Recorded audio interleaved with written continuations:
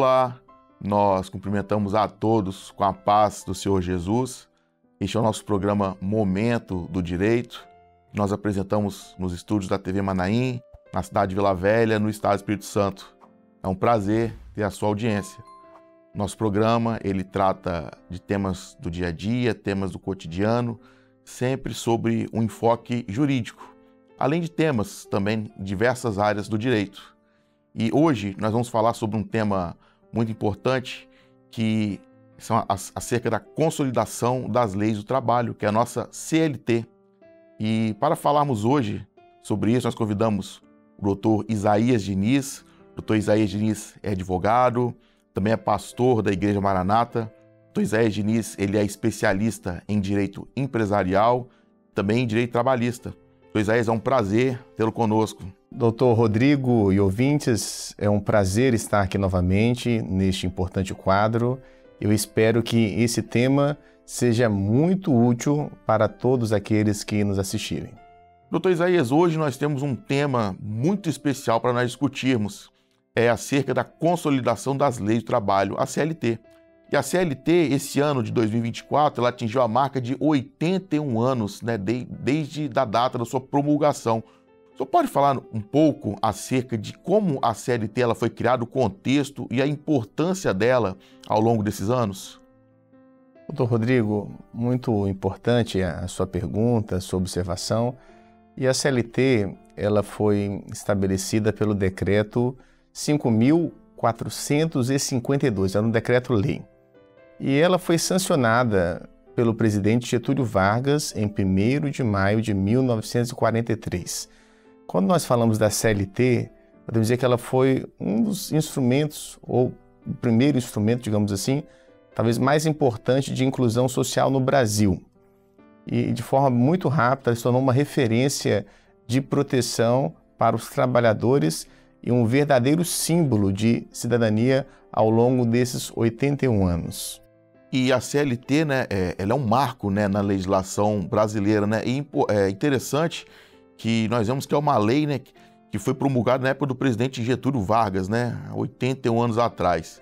E ela tem um contexto histórico muito importante. Você pode falar um pouco, né, o local em que houve o anúncio da CLT? Muitas vezes esquecemos desse detalhe, porque já se passaram 81 anos, já é uma senhora, já uma pessoa que viveu muito, se fosse comparar a alguém. E o anúncio da CLT, ele foi feito na sacada do Palácio do Ministério do Trabalho, que era localizado no centro do Rio de Janeiro. Então era a capital. Que era a nossa capital federal, não como hoje é em Brasília. Era bem no centro do Rio de Janeiro, e na época Getúlio Vargas ele falou diretamente com a multidão que estava presente nesse dia da celebração, que era um dia do trabalhador, organizado pelo governo, e justamente nesse dia, ali que Getúlio Vargas anunciou a promulgação da consolidação das leis do trabalho. Então, Isaías, e como que a CLT ela foi promulgada durante o Estado Novo, né, que foi um período de ditadura, né? E quais foram as peculiaridades desse processo? Rodrigo, durante o Estado Novo, que foi um período que se estendeu de 37 a 45, o Brasil estava sob, né, o regime militar, podemos dizer assim. E o Congresso Nacional ele estava fechado. Então, no caso da CLT, ela foi instituída diretamente por um decreto-lei, sem passar pela apreciação do Senado ou da Câmara dos Deputados, porque o Congresso estava fechado. Então, por isso que foi um decreto-lei. E o Poder Executivo, ele centralizou assim todo o processo, desde a concepção, enfim, até a edição desse decreto. E dessa forma, podemos dizer que mesmo, né, estando nesse período de ditadura militar, foi um avanço muito grande nas relações de trabalho, mas a CLT não se esgota ali em 1943, porque ao longo dos anos outros direitos foram sendo incluídos, como o 13º, que foi incluído em 1962, como o FGTS, que foi incluído em 1967, sempre agora as outras inclusões na CLT, obviamente, passando e respeitando todo o trâmite necessário em relação ao Congresso Nacional. Interessante, doutor Isaías, depois de tanto tempo, como que a CLT ela continua a ser relevante e como ela se manteve atual até os dias de hoje? Podemos dizer, Dr. Rodrigo, que a CLT ela demonstrou uma capacidade muito grande de adaptação ao longo dos anos, justamente para acompanhar o mercado de trabalho, para acompanhar de fato as tendências, aquilo que foi incorporado à nossa rotina, ao nosso dia a dia. E embora ela tenha sido criada inicialmente para atender os trabalhadores da indústria, ela também expandiu seu escopo, a sua atuação, justamente para incluir as demais categorias profissionais. Correto. E é algo impressionante quando nós olhamos para a nossa Constituição Federal de 1988, várias proteções que já estavam consolidadas na CLT também passaram e foram incorporadas Pela Constituição. à Constituição Federal. Então, assim, garantindo esses direitos sociais, o status de direitos constitucionais, não apenas de um decreto-lei. Então, isso foi muito importante e não podemos esquecer também da reforma trabalhista em 2017, que trouxe mais de 200 alterações na CLT, e a CLT para nós hoje continua sendo fundamental, imprescindível, o principal documento na regulação das relações de trabalho no Brasil. Ainda, foi até bom o colega ter tocado nesse ponto acerca da reforma trabalhista, de 2017, e ela foi um evento significativo, E como isso afetou a CLT, essa reforma trabalhista em 2017? A reforma trabalhista, a Lei 13.467 de 2017, ela foi muito importante. Nós citamos há pouco sobre alguns direitos que foram inseridos ao longo dos anos, mas a reforma trabalhista, ela trouxe de uma vez só, como nós também dissemos, mais de 200 alterações, justamente porque haviam novas formas de trabalho, novas formas de comércio, novas relações, até mesmo trabalhistas, que precisavam ser disciplinadas. Então, essa reforma trabalhista buscou modernizar as relações de trabalho para refletir as novas demandas sociais, econômicas, e apesar das muitas mudanças, a essência da CLT foi mantida como uma real proteção aos direitos dos trabalhadores, na verdade mostrando assim a sua importância, a sua resiliência e a sua necessária atualização, como vem ocorrendo ao longo dos anos. É interessante, doutor Isaías, que a gente vê a história da CLT e ela realmente é fascinante porque ela mostra que ela ainda é vital, para as relações de trabalho no Brasil. Então vamos aprofundar um pouquinho, mais nos direitos que a CLT ela assegura aos trabalhadores. Quais seriam esses direitos específicos que ela assegura? Interessante, Rodrigo, a CLT é muito grande. Como meu colega bem falou, não temos como falar sobre toda a CLT nesse programa.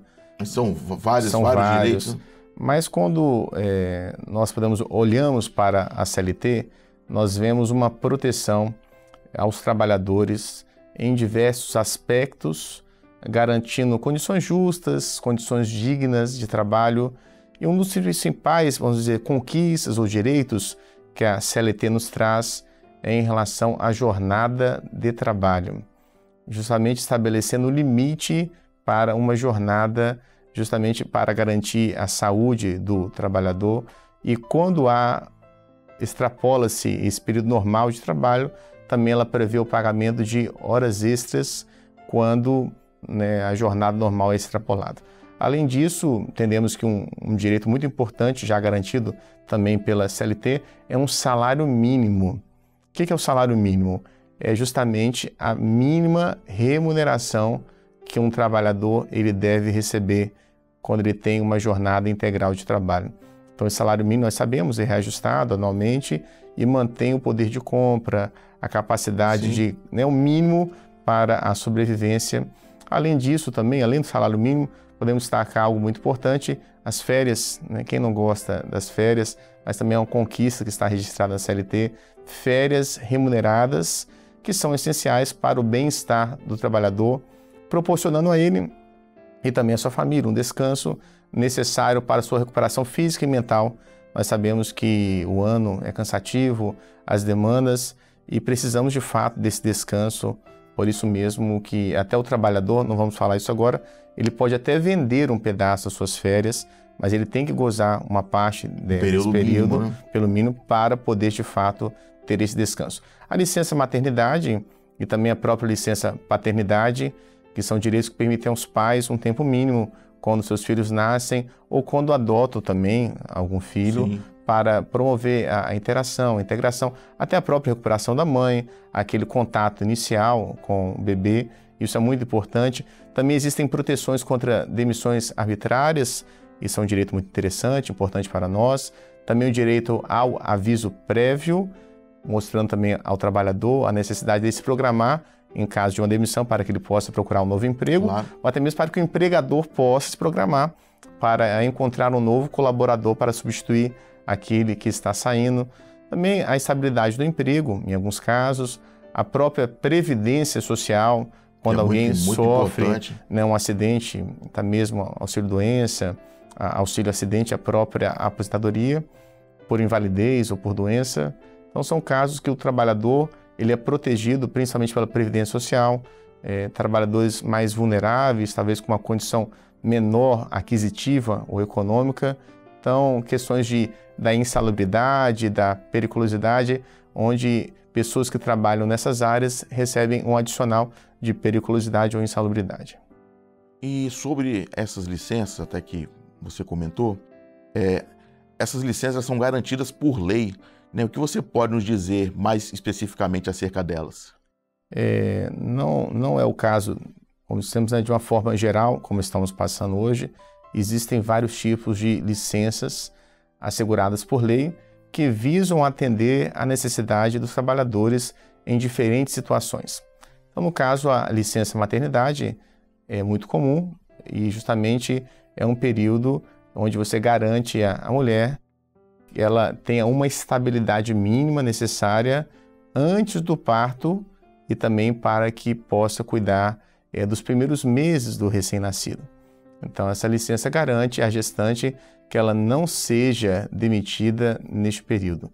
Da mesma forma, a licença paternidade, que permite que o pai também fique com o filho por alguns dias logo após o nascimento. Interessante que existem legislações de outros países que garantem um período muito maior aos pais. Sim. Não um período pequeno, né, como nós temos aqui no Brasil, mas é um direito, é uma conquista, claro, tanto para a mãe como para o pai. Então ele pode estar, né, digamos assim, em casa, o pai ou a mãe, cuidando desse bebê recém-nascido, que de fato exige um cuidado maior quando nasce. Além disso, a legislação também prevê a licença por doença, permitindo que o trabalhador se ausente do trabalho para tratar de algum problema de saúde, mantendo a ele o direito à sua remuneração durante esse período que ele está afastado. Também nós temos a licença por acidente de trabalho, que é uma outra proteção legal também, que assegura ao empregado receber uma assistência, uma compensação em caso de lesões ou incapacidade resultante do seu exercício, a sua função, aquilo que ele estava fazendo, e dependendo da sua incapacidade parcial ou total, ele pode inclusive receber um auxílio ou até mesmo essa pensão já pelo resto da sua vida, dependendo do grau que ele teve de redução da sua capacidade laborativa. É muito importante, né, até as pessoas que nos assistem, né, os trabalhadores, que eles estejam cientes, né, desse direito para que eles possam garantir que estão sendo devidamente respeitados, né, no ambiente de trabalho. Exatamente. É importante que possamos conhecer quais são os nossos direitos, até mesmo quais são as nossas obrigações, justamente para nós, quando precisarmos, podemos exercer esse direito da forma correta, inclusive garantir que essas condições sejam cumpridas para que possamos ter um ambiente de trabalho justo e seguro. Então, Isaías, a CLT, né, como o colega já disse, a CLT ela foi uma conquista histórica para os trabalhadores. Mas como podemos relacionar o respeito aos direitos trabalhistas com a palavra de Deus? Interessante pergunta, e sempre tentamos fazer essa interlocução, essa mesma relação do direito também com a palavra de Deus. E a Bíblia nos ensina, nos orienta em Colossenses, no capítulo 4, no versículo 1, e ele nos orienta para sermos, a palavra fala assim, vós, senhores, fazei o que é justo e igual para com os vossos servos, sabendo também que tendes um Senhor nos céus. Então isso nos ensina que nós precisamos agir com justiça, tanto como empregadores ou mesmo como empregados. Devemos cumprir, respeitar os direitos. Isso é uma bênção para as nossas vidas. Quando nós fazemos aquilo que é justo, nós estamos honrando a Deus, estamos vivendo conforme a palavra nos ensina, inclusive demonstrando o amor ao próximo, não só como empregador, mas como empregado, fazendo tudo da melhor forma, respeitando, servindo bem, porque temos que saber que nesta vida também nós somos servos, independente da nossa função numa empresa, seja empresário, um empregado público, seja um empregado, nós também nesta terra entendemos que há um Deus, nós somos servos dele, mas é um Deus que cuida muito bem de nós, que nos ama, e precisamos fazer também da mesma forma. O mesmo amor que nós recebemos é o mesmo amor também que precisamos entregar. Cientes, que há um Deus que governa todas as coisas, que também nós somos servos do Senhor, né? Exatamente. E devemos agir como tal, né? Sim. Então, Isaías, falando um pouco acerca da rescisão contratual, quais são os tipos principais de rescisão e os direitos que cada uma das partes elas possuem? Rodrigo, a rescisão ela pode ocorrer de várias maneiras. Quando se trata de uma rescisão sem justa causa, por iniciativa da empresa, porque na rescisão o empregado ele pode pedir para sair daquele emprego e a empresa também pode pedir, entender que aquele empregado não é mais o momento dele na empresa. Então, quando há uma demissão sem justa causa, o trabalhador ele tem direito ao aviso prévio, ele tem direito ao saldo de salário, férias proporcionais e o 13º proporcional, além da multa de 40% sobre o FGTS que foi depositado ao longo dos anos ou dos meses e, além disso, o acesso ao seguro-desemprego, numa rescisão sem justa causa por iniciativa da empresa. Já quando há um caso de justa causa, nesse caso o empregado cometeu uma falta grave, os direitos dele são reduzidos. Então,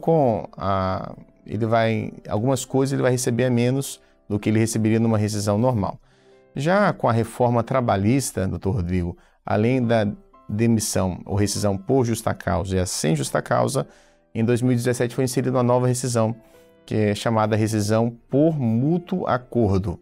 Quando o empregado ele quer sair e quando a empresa também tem esse interesse que ele saia, ou até uma forma de prestigiar esse empregado que esteve ali por muitos anos e tornando uma rescisão menos onerosa. Então, quando há essa rescisão por mútuo acordo, óbvio, ambos precisam estar de acordo com essa modalidade. O trabalhador ele recebe metade do aviso prévio e da multa do FGTS e, além disso, ele pode sacar até 80% do saldo do FGTS, mas sem direito ao acesso ao seguro-desemprego. E quando eu falei que é metade do FGTS e do aviso prévio, é se o aviso prévio foi indenizado. Porque se ele trabalhar no aviso prévio, ele vai receber normalmente o período, digamos assim, integral do aviso prévio, mas se o aviso prévio for indenizado, aí ele vai receber metade desse valor devido no aviso prévio. Sim. E existe a necessidade de homologar todas as rescisões de contrato de trabalho nos respectivos sindicatos? E quais são os casos em que a homologação é obrigatória ou ela é dispensada? Rodrigo, essa é uma ótima pergunta e muitas pessoas acabam levantando este assunto, por isso foi bom nós pautarmos isso no programa de hoje. Com a reforma trabalhista, até 2017, a rescisão de um empregado com mais de 1 ano de trabalho era obrigatória. Então você precisaria ir ao sindicato para homologar essas rescisões. Agora, com a reforma trabalhista, houve uma mudança onde não é mais necessário a homologação da rescisão de trabalho. Então, esse procedimento era, digamos assim, imprescindível, hoje não é mais. Mas com a reforma trabalhista, também foi colocado que alguns direitos, algumas questões nós podemos negociar diretamente com o sindicato. Então, se a convenção coletiva de trabalho ou por meio de algum acordo coletivo houver esta obrigação da homologação da rescisão, seja com 3 meses de trabalho, com 6 meses ou com 1 ano, então vai ser obrigatória a homologação. Então, esclarecendo, pela reforma trabalhista não é necessário mais. Mas é claro que as convenções coletivas podem trazer este assunto, independente do tempo de serviço. Então, é muito necessário, pela reforma trabalhista não precisa, mas que se investigue qual é a convenção coletiva de trabalho, se há algum acordo coletivo de trabalho. Então, desta forma, se houver essa exigência, tem que ser homologado, e o sindicato tem um importante papel nesse sentido, o sindicato atuante, o sindicato ativo, para verificar se de fato tudo está correto, se tudo foi observado. Então, essa é uma condição necessária hoje. Então, pela reforma trabalhista não precisa, mas cada convenção pode tratar. As convenções, os acordos podem trazer direitos que agreguem, não para reduzir os direitos. Então, aquilo que vai agregar, aquilo que vai melhorar, isso pode ser sim colocado na Convenção Coletiva de Trabalho. Perfeito, Isaías. E com relação à homologação sindical, ela não ser mais obrigatória, os sindicatos eles podem ainda ter um papel importante se for restabelecido por meio de norma coletiva, certo? Exatamente. O sindicato ele tem a possibilidade de negociar essa exigência por meio de normas coletivas. Sim. Então, ele tem esse papel importante e relevante ainda na proteção dos direitos dos trabalhadores. Mesmo após a reforma trabalhista, o sindicato ele tem essa importância, esse importante papel de acompanhar o trabalhador, de estar perto do trabalhador, de tirar dúvidas dos trabalhadores, de ter um advogado à disposição deles.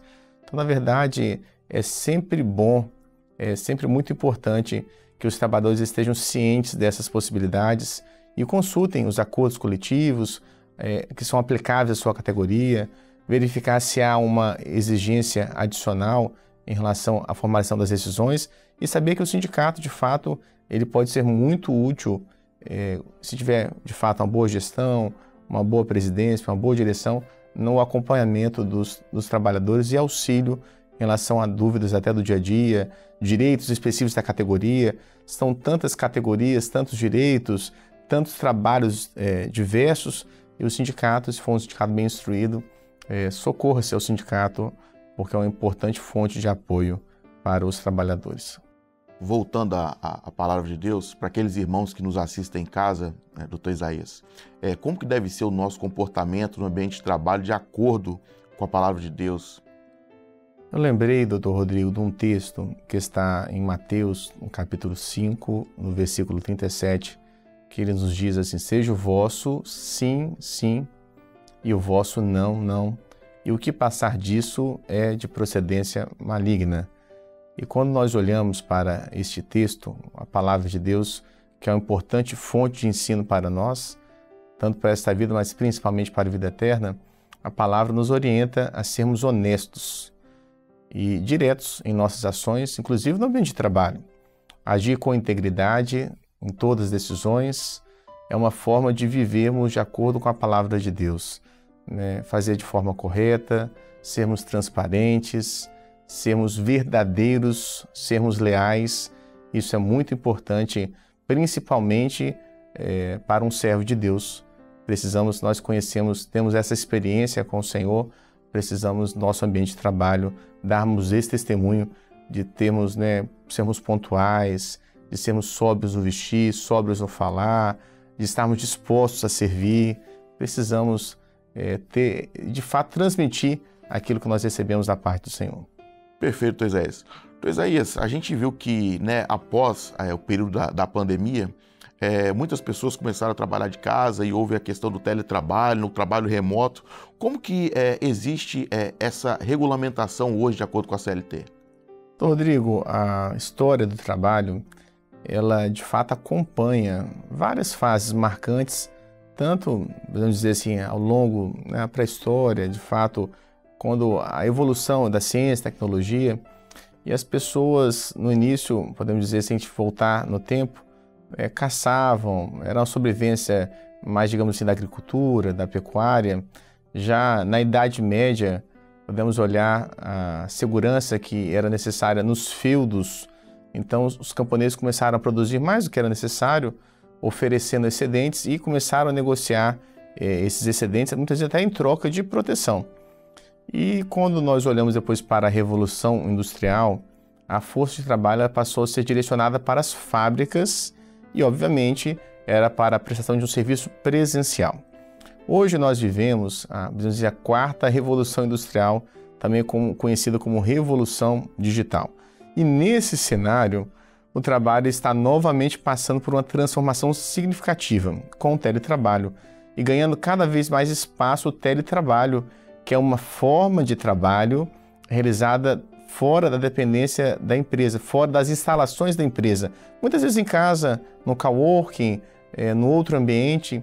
Então essa é uma tendência, digamos assim, sem volta, muito utilizada a partir da pandemia. Eu acho que foi o momento onde as pessoas precisaram ficar em casa, então reuniões, videoconferências, e vimos que era possível, de fato, estabelecer esse teletrabalho. O que a CLT ela define acerca dessa modalidade? A CLT, quando ela nos fala do teletrabalho, ela inicialmente foi prevista no artigo 6º da CLT, que falava sobre o trabalho realizado fora das dependências da empresa, em casa ou à distância. E o teletrabalho ele é considerado da mesma forma, desde que os elementos da relação de emprego estejam presentes. Então, de fato, é um empregado, mas que ele trabalha não necessariamente dentro da empresa. E a reforma trabalhista de 2017 introduziu um capítulo específico sobre esse importante tema teletrabalho, definindo como prestação de serviços realizado predominantemente fora das dependências do empregador, utilizando tecnologias de informação e comunicação.